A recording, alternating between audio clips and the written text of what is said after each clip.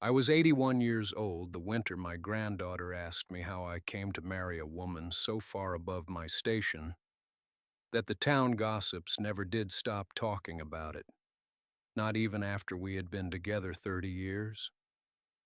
I set down my coffee cup and looked out the window at the snow coming across the Colorado hills, and I told her I would tell her the whole of it, from the beginning, because the beginning was the only part that made any sense of the rest.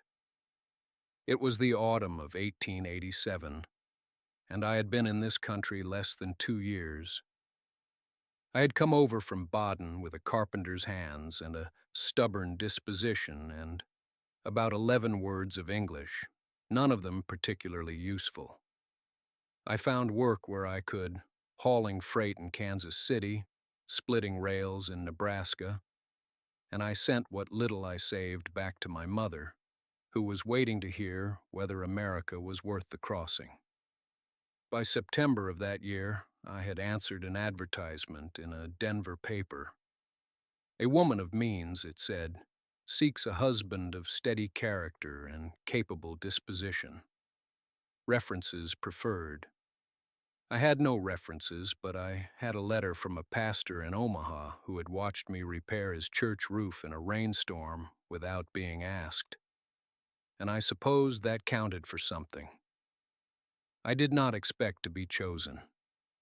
She had chosen 3 other men before me. I learned that later. Learned it from the cook, who told me everything, because the cook always does. What I knew, riding the wagon up to that house in October, was that it was the largest private residence I had ever seen in my life. 3 stories of red brick on a hill east of Denver, with white-trimmed windows and an iron gate at the drive, and a garden that had gone to seed but still showed what it had been in its better season.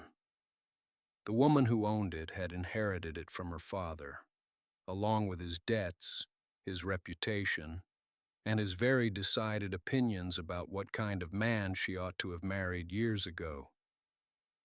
She was standing on the porch when the wagon pulled up. She was perhaps 34, with dark hair pinned very correctly and a gray wool dress that said she was in mourning for something, though I could not yet say what. Her expression was the kind a person makes when they are trying not to look uncertain. I recognized it. I had made it myself, crossing the Atlantic. She looked at me the way a woman looks at a piece of furniture she has ordered from a catalog and is already regretting. Not cruel, just measuring. The driver handed down my bag. It was a single bag. She noticed. I took off my hat and said, in my best English, that I was pleased to meet her and grateful for the consideration. She said nothing for a moment. Then she said the housekeeper would show me where to wash, and that supper was at 6, and that we would speak more formally in the morning. She went back inside before I reached the steps. The housekeeper was a small woman with quick eyes and a way of watching without seeming to. She led me through the back corridor, past the kitchen where 2 young women were working over a long iron stove, and up a narrow servant's stair to a room on the 3rd floor. It was a modest room by the standards of the house, which is to say it was finer than any room I had slept in since leaving Hamburg. There was a basin and a pitcher, a window that looked out over the kitchen garden, and a bed with a quilt folded at the foot. The housekeeper set a towel on the washstand and told me supper was indeed at 6, and that the family dined in the east room, though she said the word family with a slight pause that told me she was still deciding whether I belonged to it. I washed my hands and face. I looked at myself in the small mirror above the basin. I was 31 years old, and I looked older. Not in an unhealthy way, I think, but in the way that men look older when they have worked outdoors and eaten simply and slept in places that were not always warm. My coat was clean, but it was not new. My hands were the kind of hands that a house like this did not usually see at the dining table. I sat on the edge of the bed for a moment and let myself think. I had answered the advertisement carefully. The notice had appeared in a German-language paper in Denver, translated from English. A Colorado household of some standing, it said, seeking a man of steady character for the purposes of marriage and household management, as the mistress was recently bereaved and the estate required reliable oversight. I had read it 3 times. I had written back in careful, considered English, stating my age, my health, my trade, which was carpentry, though I had done other things, and my intention to be useful. I did not write anything untrue. I wrote that I had come to this country with very little and hoped to build something honest. I received a reply, then a second, then a train ticket. It had all happened with a kind of quiet speed that I had not fully allowed myself to examine until now. Sitting on this bed, listening to the house settle around me in the early evening. She had not smiled, but she had not been unkind. The expression on her face on the porch, I kept returning to it. There was something behind the measuring look, something she was working very hard to keep composed. I did not yet know what it was. Grief, perhaps, or the particular exhaustion of a woman who has been managing alone for long enough that she has nearly forgotten what it felt like not to. Supper was quiet. She sat at one end of the long table. I sat where the housekeeper directed me. There were 2 other women present, the housekeeper herself and someone she introduced as the head of the domestic staff. No one else. The house, I understood then, was somewhat emptier than it appeared from the road. The meal was plain: boiled potatoes and a roasted hen that had been in the oven too long, the skin pale and soft rather than crisped, the meat pulling apart in the way that meat does when it is sat waiting for an hour past its proper time. I ate without complaint. I had eaten worse. But I noticed the housekeeper watching me from the corner of her eye as she moved between the sideboard and the table, and I had the feeling she was waiting for me to say something, to criticize or to demand. I said nothing. I asked for a second portion, and she looked briefly startled, as though a guest asking for more were itself a small offense. She, at the head of the table, ate very little. She moved things about her plate with a measured deliberateness, the kind that is not about hunger at all, but about having somewhere to direct one's attention. We did not speak beyond the practical. She told me what time the house rose in the morning. She told me that a man named Briggs would come Thursday to discuss some matter of the property. She said these things in the tone of a woman reading from a ledger, and I listened, and I nodded, and that was the whole of supper. Afterward, I asked if I might look at the kitchen. She paused. The housekeeper paused behind her. I told her I had noticed a few things during the meal and wondered if I might simply take a look, not to interfere with anything, only to understand the place.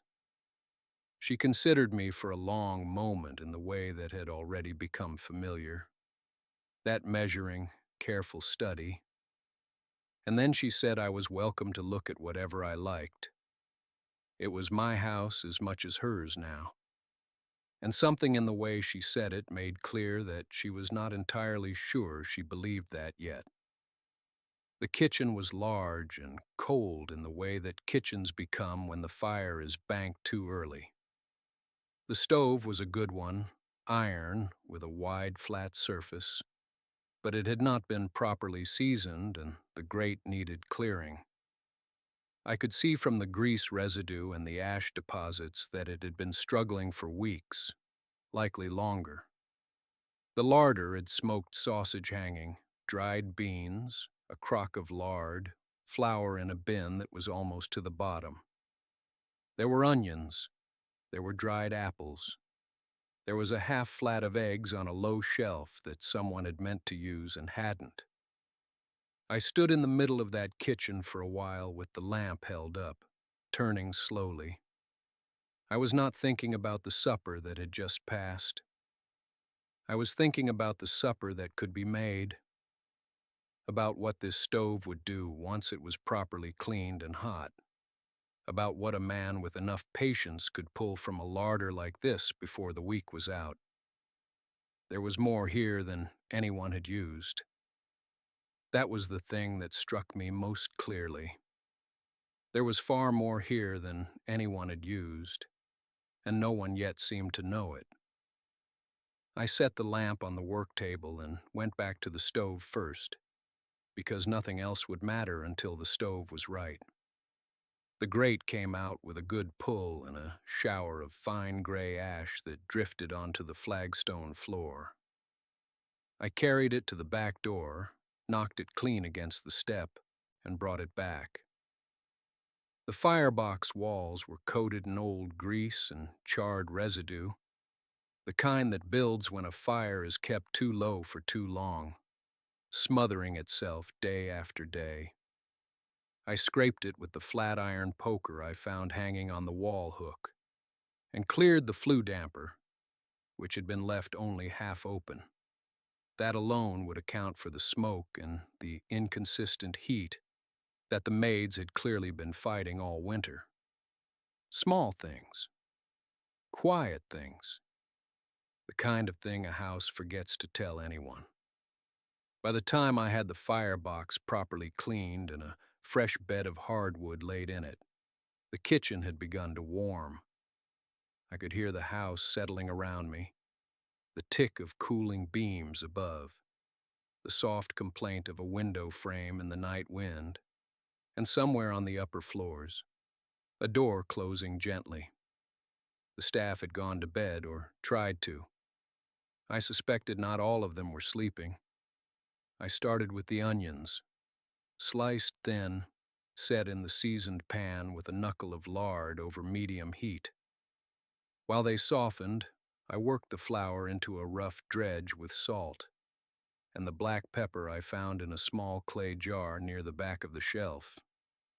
The eggs I cracked into a shallow bowl, beat them with a splash of water. There were 4 good pieces of chicken left from the carcass. Not the elegant cuts, not the cuts anyone would have set on a formal table, but real cuts, honest ones, with enough meat on them to matter. I worked without hurry. That was the thing I had learned early, in the years before I came to this country. In the years of kitchens smaller than this one and fires less certain.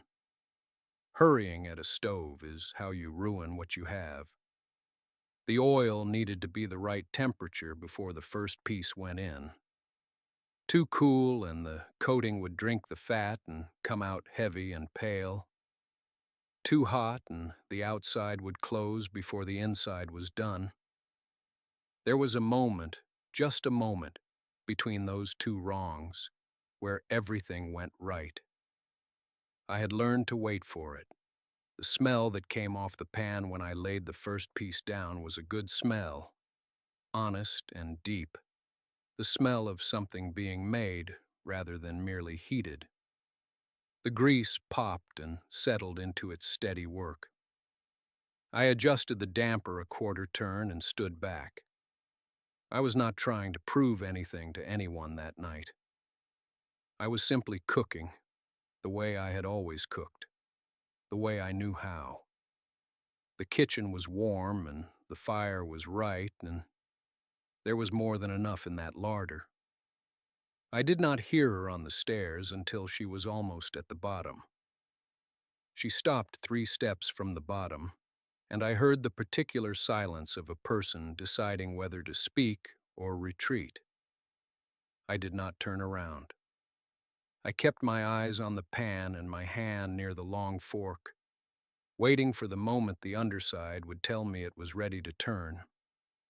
The grease was speaking in a low, even voice, not the sharp complaint of too much heat, not the sluggish murmur of too little. Just right. I had learned to hear the difference the way a man learns to hear weather in the wind. "What are you doing?" Her voice was not angry. Not yet. It was the voice of a woman who had prepared herself for one kind of evening and found herself standing in the wreckage of another. I turned then, just enough to see her. She was still dressed from the ceremony, though she had unpinned her hair, and it lay across one shoulder in a way she probably had not intended me to see. She was looking at the pan, then at me, then at the pan again, as though one of us might eventually make sense. "Cooking," I said. She descended the last 3 steps slowly, as though each one required a separate decision. When she reached the kitchen floor, she folded her arms and stood near the doorway to the hall, not quite in the room, not quite out of it. I understood the position. She was keeping her options open. "The supper hour is long past," she said. "Yes," I agreed. "There is a dining room." "I know." "There's a table set in that dining room, with linens, with silver." "I noticed it," I said. "Very fine silver." She watched me turn the first piece, and I could see her working through the logic of it. A man who had noticed the silver and was standing at the kitchen stove anyway, in his wedding clothes, with a long fork and no particular apology. The second piece went into the pan, and the oil recovered its voice and settled again into that steady, contented sound. "The staff," she said finally, "will think—" "They are already awake," I said. "2 of them have been standing outside that door for some minutes." I nodded toward the back passage without looking at it. I could hear them. She turned. The door was cracked perhaps 2 inches. In the narrow gap, there was the faint outline of a face, 2 faces, and then a quick shuffle of retreat that fooled no one. She turned back to me. Something had shifted in her expression, though I could not have named it precisely. It was not anger. It was not amusement. It was something cautious and new, the way a field looks after the first rain of spring, before you know what will come up. "Why are you feeding my staff on our wedding night?" she asked. It was a fair question. I considered it honestly for a moment, the way a question like that deserves. The chicken popped and turned golden at the edges. The kitchen smelled like the best kind of ordinary. "Because they are hungry," I said. She stood very still for a moment after I said it, not the stillness of offense. I had seen that kind in other women, a drawing up of the shoulders, a tightening at the jaw. This was different. This was the stillness of a person who has just heard something simple that should have been obvious for a long while, and is only now, standing in a smoke-warmed room in their wedding clothes, understanding it. She looked at the door. She looked at the pan. She looked at me. Then she crossed to the sideboard without a word and took down 2 more plates. She did not ask how many were out there. She simply took enough plates for however many might come, stacking them with a kind of quiet efficiency that told me she had run a household before, even if it had always been run at a distance, the way a general commands troops he never sees. She knew where the plates were without looking. She knew the weight of the stack. Her hands were capable, whatever else she was. "The bread," she said. "There is bread in the kitchen downstairs. 2 loaves, I think, from this morning." "Then we should send for it," I said. She went to the door and opened it fully. The two faces that had been shadows in the crack were now revealed as a young kitchen girl of perhaps 16 and an older woman I had not yet met, the one they called the cook on days she bothered to cook, though I had heard enough to know she had not bothered much lately. Both of them looked at the floor as though they had been caught at something serious. She addressed them directly, not unkindly, but directly. She told the younger one to bring the bread.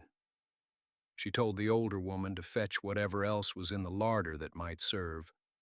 Preserves, if there were any, cold butter, the pickled vegetables she had put up in October that no one had touched. The older woman looked up then, just for a moment. Her eyes went to the pan and the golden chicken cooling on the cloth, and something moved across her face that I recognized because I had felt it myself in harder seasons, the specific relief of being thought of. They went without another word. She closed the door behind them and turned back to the room. The candles had burned lower. The fire was steady and generous. The smoke had thinned enough that the air smelled more of supper than of surprise. "You could have done this downstairs," she said. It was not quite an accusation. It was more like a thought she was working through aloud. "I could have," I agreed. "But you did it here." I did. She looked at me for a moment with those careful eyes, and I let her look. A man who is honest has nothing to hurry away from. "Why?" she asked, and I understood she was not asking the same question she had asked before. She was asking something underneath it, something that did not have a short answer. I set a piece of chicken on the nearest plate and handed it to her. "Eat first," I said. "Then we will talk." She took the plate. I watched her look at it the way a proud person looks at something they want, but have not decided to want yet. Sideways, not quite directly. Then she sat down on the edge of that great bed with all its silk and its embroidered coverlet, and she ate. I sat in the chair by the fire with my own plate across my knees, and I ate too, and for a while there was no sound in the room except the settling of the logs and the quiet work of two people sharing a meal. It was, I thought, the most honest thing that had happened in that house since I had arrived, perhaps in longer than that. She finished before I did. She set the plate on the nightstand and folded her hands in her lap and watched the fire. I did not rush. A man who rushes the silence after a good meal does not understand what the silence is for. When I set my own plate down, she spoke without turning her head. "My father built this house to impress people," she said. "Every room in it was meant to make a visitor feel smaller than he already felt." She paused. "I never thought about what it did to the people who lived in it." I said nothing. She was not finished. "The maids have been here 3 years," she continued. "2 of them. I do not think I have ever asked them whether they were hungry." Her voice did not break, but it thinned slightly, the way a good piece of wood thins near the grain. "That is a shameful thing to say aloud." "It is an honest thing," I said. "Honest and shameful are not enemies." She turned and looked at me then, fully, not sideways. The candlelight was low enough that the room had gone golden and soft, and I think that made it easier for both of us to be plain with each other. "You asked why I did it here," I said. "I will tell you now." I leaned forward, elbows on my knees, the way my father used to sit when he meant what he was saying. I did not know this house when I came to it. I did not know you. But I know a cold place when I walk into one. Not cold from weather, cold from habit. I kept my voice easy. A man can fix a cold room with firewood. A cold house takes something else. She was quiet for a long moment. And you thought frying chicken in the bedroom was the remedy, she said. There was no sharpness in it. There was, faintly and carefully, the beginning of something lighter. I thought feeding people was the beginning of one, I said. She looked back at the fire. I looked at it too. Outside, the wind had come up the way it does in late October in that part of the territory, pressing against the glass, finding the edges of things. You said we would talk, she said at last. We are talking. I mean, about what comes next. She did not look at me. About what this is supposed to be. I looked at her then, the way you look at someone when you understand the question is not really about what they said. What comes next? What this is supposed to be. She had married a name on a paper and a letter she had read more than once, I suspected, though she would not have admitted it. She had prepared a room with silk on the bed and candles on the mantel and a meal laid downstairs that neither of us had eaten. She had done everything a woman of her standing was expected to do, and none of it had gone the way she planned. And now she was sitting by a fire at a late hour, asking a man she did not yet know what the shape of their life was going to be. I thought carefully before I spoke. I came here to be useful, I said. That is where I would start. She turned her head slightly, but did not look fully at me. You came here to be a husband. Those are not different things, I said. Not in my understanding. She was quiet. The fire settled, one log rolling against another with a soft sound. My father built this house, she said at last. It was not what I expected her to say, so I said nothing and let her continue. He built it to mean something. Every room was deliberate. Every piece of furniture was chosen. He wanted it to announce itself when you walked in. She paused. I have spent 12 years making sure it still does. It announces itself, I said carefully. But I did not say but. You were about to. I considered that. A house can announce itself and still be waiting, I said, for something to happen inside it that is not for the sake of appearance. She was still for long enough that I thought perhaps I had said too much. Then she made a sound that was not quite a laugh, but was in the family of one. Small, private. The maids ate in the kitchen doorway, she said, standing up because I have never given them a place to sit together at a proper hour. I noticed. I did not notice, she said, until tonight. She finally looked at me directly. Her expression was not soft exactly, but it was open in a way it had not been before. The way a window looks different when someone has finally lifted the sash. That is a rather uncomfortable thing to realize about yourself. It is more uncomfortable not to, I said. She held my gaze for a moment longer than she had managed all evening.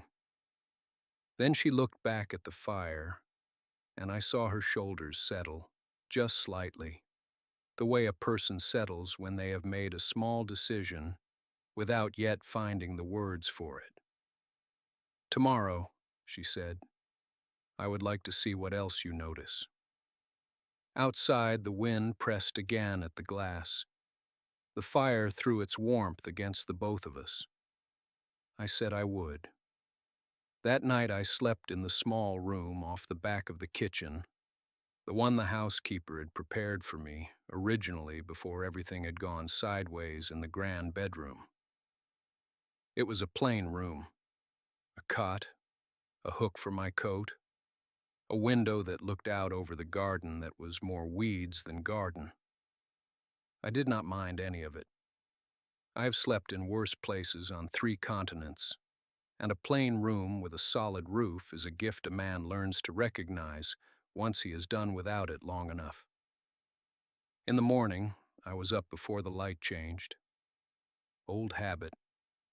I had the stove going before anyone else stirred, and I had found flour and lard and salt enough for a proper batch of biscuits by the time the first of the maids came through the door and stopped short at the sight of me standing at her stove. Her name was Harriet, I would learn later. She was perhaps 50, stout, with the permanently skeptical expression of a woman who has been disappointed by enough mornings that she no longer extends them any credit. She looked at me. She looked at the stove. She looked at the biscuits resting in the pan. "That is my kitchen," she said. "I know it," I said. "I apologize. Sit down. I will pour you coffee." She did not sit down, but she did not throw me out either, which I took as progress. By the time the others came in, there was coffee, and there were biscuits, and there was a jar of preserved plum that I had found at the back of the pantry, behind a crock of lard, unopened, with dust on the lid. Someone had put it up and never used it. I set it in the center of the table. It was not a grand table. It was the work table, flour-dusted and scarred. But they sat at it, all four of them, and they ate, and nobody stood in a doorway.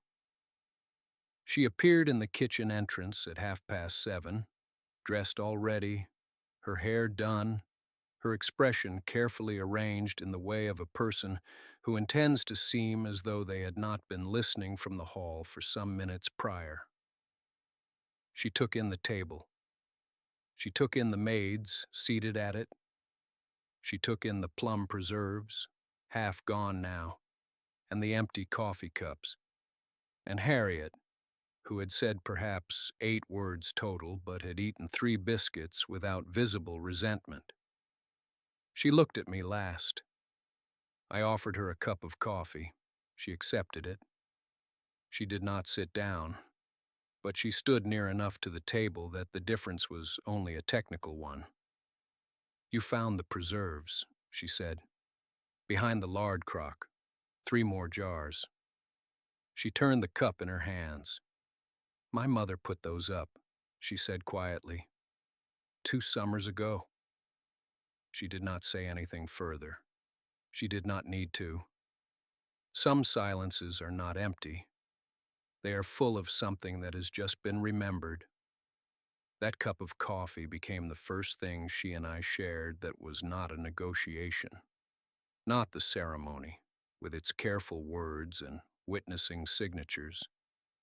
Not the supper table on that first night, where she sat so straight you might have used her spine for a plumb line.